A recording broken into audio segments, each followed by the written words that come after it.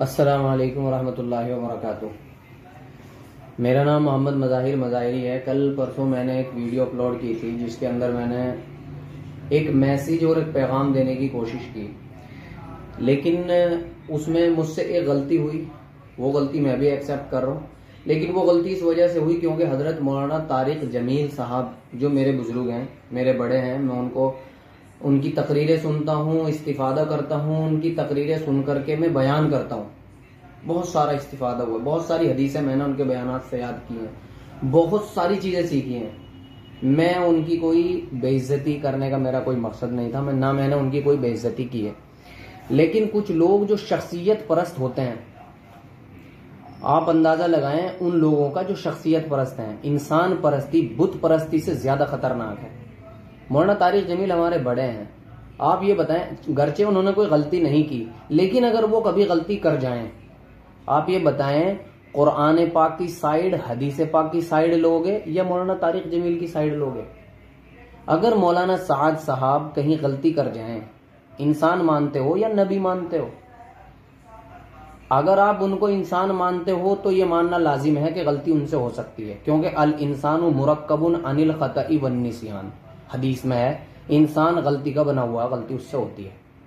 गरचे उन्होंने की नहीं, की होगी पहले, उलमा ने उनकी दारोगीर की है, पकड़ की है, लेकिन शख्सियत परस्ती का क्या मतलब है? गालियां दे रहे हैं कमेंट में, अपनी शख्सियत को जो है उजागर कर रहे हैं। कितना दिमाग है, कितना माइंड है, गालियां दे रहे हैं। दो भाई गालियां, क्या गलत कहा मैंने? कुरान पाक की आयतें पढ़ी हैं, कुरान पाक की आयतें पढ़ी हैं, क्या गलत कहा है मैंने एक मैसेज ये दिया है कि जितने भी ये, चाहे हिंदुस्तान के उलमा हो या पाकिस्तान के उलमा हो, बड़े हो या छोटे हो, मौलाना तारिक जमील हो, तारिक मसूद हो, मंजूर मैंगल हो, तकी उस्मानी हो, हिंदुस्तान से मौलाना अरशद मदनी हो, मौलाना साद साहब हो, महमूद मदनी हो, खालिद सैफुल्लाह रहमानी हो, खलीलुर रहमान सज्जाद नौमानी हो, जितने भी हो, अब सुनो, चापलूसी वाले बयान जो भी करेगा, जिससे मुसलमान ये सबक लें कि इतने लिबरल हो जाएं कि अपने इस्लाम की हदों से निकलकर गैर मुस्लिमों की हदों में चले जाएं, तो फिर हम जैसों को बोलना पड़ेगा। फिर आप शख्सियत परस्ती कर लें, या तो कुरान पाक देख लेना, हदीस पाक देख लेना, और या फिर उस शख्स के जिससे आप अकीदत करते हैं, मोहब्बत करते हैं, उसका चेहरा देख लेना। अब मैं बताऊं आपको क्या हो रहा है। मैंने वो वीडियो इसलिए बनाई थी, अगर इतनी मोहब्बत और मोहब्बत के बयान होते रहेंगे तो आने वाली नस्ल 10, 15, 20, 50 साल में ऐसी हो जाएगी कि ये कुफ्र को, और जो है कुफ्र के जितने काम हैं उनको बुरा नहीं समझेगी। आप खुद अंदाजा लगाएं, लिबरल लोग अभी भी जो मुसलमान हैं, होली भी मनाने लगे, दिवाली भी मनाने लगे, मूर्तियों की आरती भी उतारने लगे। जब हमारे यहाँ कावड़ चलते हैं उनको खाने खिलाने लगे, जबकि कुरान के अंदर है वला तावनु अलल इस्मी वल उद्वान, के गुनाह के कामों में किसी की मदद ना करो। अब वो जो कावड़ लेके जा रहा है शिवलिंग पे, भक्त भम भम भोले जाते हैं हिंदुस्तान में हरिद्वार स्नान करने, सवाब का काम करने जा रहे हैं, अजाब का काम करने जा रहे हैं। इतनी लंबी लंबी दाढ़ियां लगा लगा करके केले खिला रहे हैं उनको, इनको सबक देना है मेरा मकसद। अजीब इंसान है यार, गालियां दे रहे हैं। मतलब मैंने कहा क्या है? कुरान की आयतें पढ़ी हैं मैंने, गलत कर दिया कुछ? इन्नल लजीना आमनू इन्नल लजीना कफरू वमातू वहुम कुफ्फार उलाइका अलैहिम लानतुल्लाह वल मलाइकति वन्नासी अजमईन। बेशक जिन लोगों ने कुफ्र किया, कुफ्र ही पे मर गए, उन पर अल्लाह की भी लानत हो और तमाम लोगों की लानत हो और फरिश्तों की लानत हो। ये कुरान पाक की आयत है। या अय्युहल्लज़ीना आमनू ला तत्तखिजुल काफिरीना औलिया मिन दूनिल मुमिनीन। ए ईमान वालों, काफिरों को दोस्त ना बनाओ मोमिनों के अलावा, मोमिनों को छोड़कर काफिरों को दोस्त ना बनाओ। आपके बयान सुन सुन करके दोस्त बनाएंगे, आप उनका एहतराम करने का सबक दे रहे हो। हदीस पाक के अंदर एक हदीस मुझे ऐसी दिखा दो जिसमें अल्लाह के नबी ने उनके जो कुफ्र के काम हैं, उनके शाइर कुफ्र हैं, जो कुफ्र की पहचान है, उनके अंदर अल्लाह के नबी ने किसी सहाबी को छूट दी हो या खुद उनका एहतराम किया हो उन कामों में। तो जब आप बयान कर रहे हो उनके एहतराम का, तो आप ये भी बयान करो ना कि शाइर कुफ्र में इनका इत्तिबा नहीं करना है। किसी मैयत को जलाना ये कुफ्र की पहचान है, इस्लाम की नहीं। उसको कंधा देना, शमशान घाट तक ले जाना, ये कुफ्र की पहचान है, ईमान की नहीं। इससे इस्लाम रोकता है, मना है, हराम है। हमारा हिंदुस्तान के अंदर हम बराबर के शहरी हैं। आप चापलूसी ना करें, जितनी आप चापलूसी करेंगे उतना ही ये आपके सर पे चढ़ेंगे। वद्दू लौ तकफुरूना कमा कफरू, ये आपसे खुश नहीं होंगे जब तक कि आप काफिर न बन जाओ। वलन तरदा अनकल यहूद वलन नसारा हत्ता तत्तबिअ मिल्लतहुम, जब तक आपसे ये राजी नहीं होंगे जब तक कि आप इन्हीं के दीन में ना चले जाओ। किस किस को शौक है ईमान को छोड़कर, इस्लाम को छोड़कर काफिर बनने का? हदीस पाक के अंदर है, मन रदिया अमल कौमिन काना शरीका मन अमिल बिही, जो किसी कौम के मजहबी काम को, भाई मेरे अल्फाज ध्यान से सुनना आप लोग, बगैर किसी बात के गालियां मत पिलाओ, वरना अल्लाह के यहां कयामत के दिन मैं भी दामन पकड़ूंगा। कोई बड़ा है कोई छोटा है, इसका फैसला अल्लाह ताला करेगा। अल्लाह ताला जानता है कौन बड़ा है कौन छोटा है। हजरत थानवी से किसी ने कह दिया था कि जी आप अच्छे हो या सुअर अच्छा है। हजरत थानवी ने जवाब दिया कि अगर मेरी मौत ईमान पे हो गई तो मैं सुअर से अच्छा हूं, और अगर मेरी मौत ईमान पे ना हुई तो मैं सुअर से भी बुरा हूं। अंदाजा लगाएं। तो अगर मेरा खात्मा ईमान पर हो गया, क्या पता मेरा दिल कैसा है। लोग कह रहे हैं दिखावा कर रहा है, शोहरत करना चाह रहा है। तुम्हें पता है मैं शोहरत कर रहा हूं, मेरे दिल में क्या है तुम जानते हो।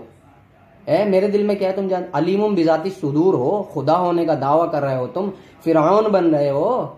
मेरे दिल में तो नहीं है कोई रिया। मैं तो ये चाहता हूं कि मेरे मुसलमान भाई कुफ्र के काम कर करके अपना ईमान न खोएं। हाँ, हमदर्दी करो आप काफिरों से, कोई मसला नहीं है। जितनी अल्लाह के नबी ने की, यहूदी लड़के की इयादत की है, आप भी इयादत करो। इलाज कराओ, हॉस्पिटल लेके जाओ, खाना खिलाओ, घर बनवाओ, उनकी बच्चों की शादी कराओ। जहां तक इस्लाम कहता है, जहां तक काम इंसानियत के होंगे वहां तक आप उनकी हेल्प करें।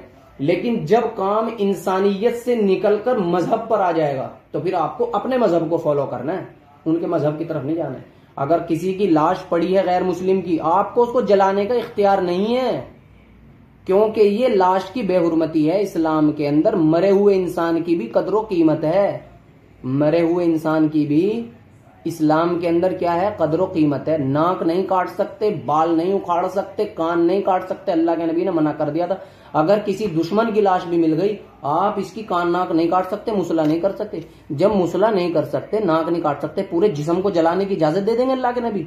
और तुम जा जाके जला रहे हो और इसको बढ़ावा दे रहे हो। और बढ़ावा दे रहे हैं उन उलमा के बयानात जिन उलमा ने ज्यादा मोहब्बत की घुट्टी पिलाई है। पिलाओ इनको मोहब्बत की घुट्टी।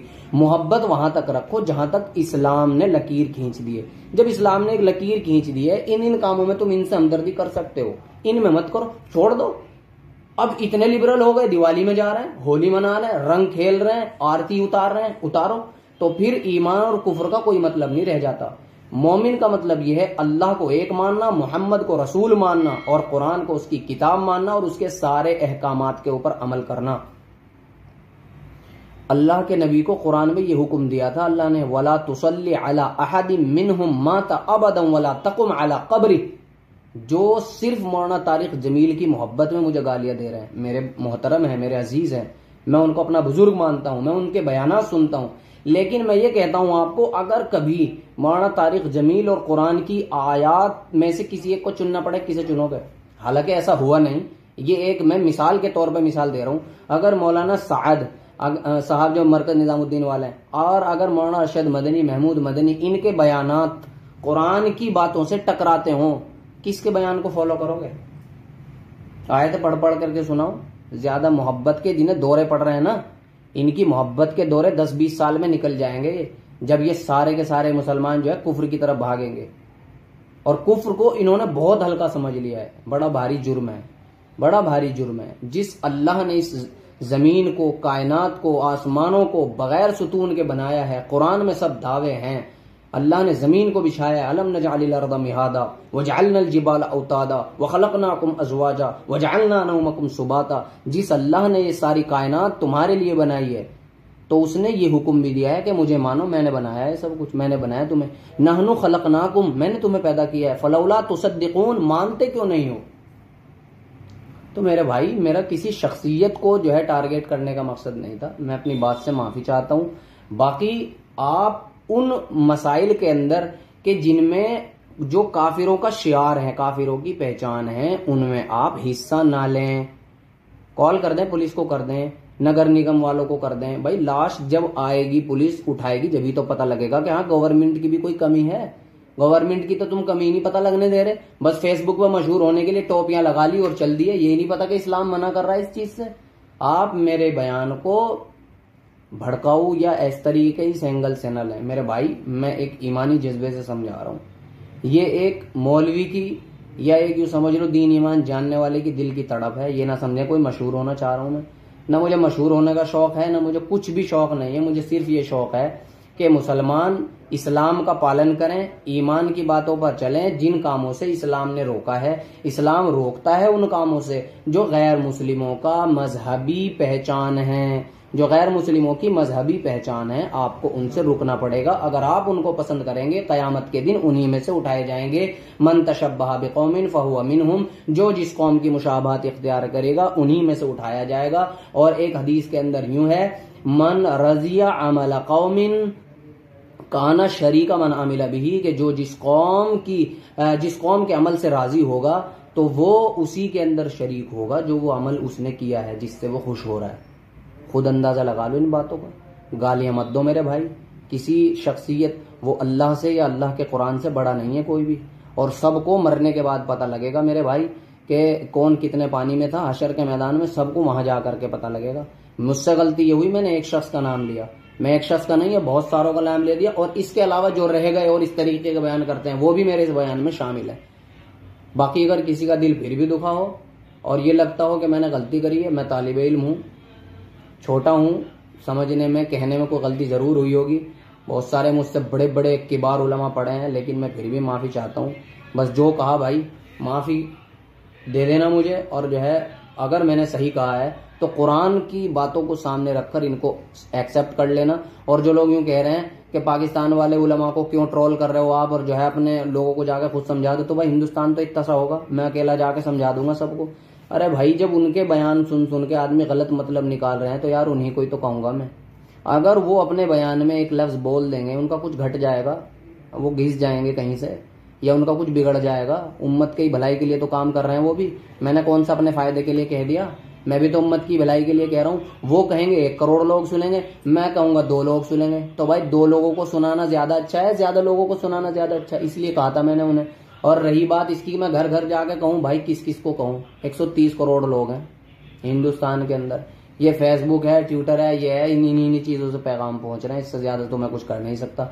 बाकी घरों में जाने की बात ऐसी है, लॉकडाउन लगा पड़ा है, लॉकडाउन में ही हो रहे हैं काम, कुछ भी नहीं कर रहे हैं। हम तो मस्जिद में रहते हैं, इमामत करते हैं। जितनी बात हमारे मुक्तदी आते हैं 500-600 उन तक पहुंचानी होती है, पहुंचा देते हैं। बाकी जब लगा कि हाँ फेसबुक से ज्यादा पहुंच सकती है तो आप तक पहुंचा दी। बाकी आपकी मर्जी है, आप इसको शेयर करें ना करें। अच्छी लगती है शेयर कर दें, नहीं अच्छी लगती मत करें भाई। हमें मशहूर नहीं होना है, अल्लाह के यहाँ सबको जवाब देना है। बस वमा अलैना इल्लल बलाग, जो कहा इतना ही काफी है। हमारे जिम्मे जो है पहुंचाना था, पहुंचा दिया। कयामत के दिन कम से कम मेरी तो पकड़ नहीं होगी कि भाई तू भी एक मौलवी था, तूने क्यों जिम्मेदारी अदा नहीं की। मैंने अपनी जिम्मेदारी अदा कर दी। वमा अलैना इल्लल बलाग।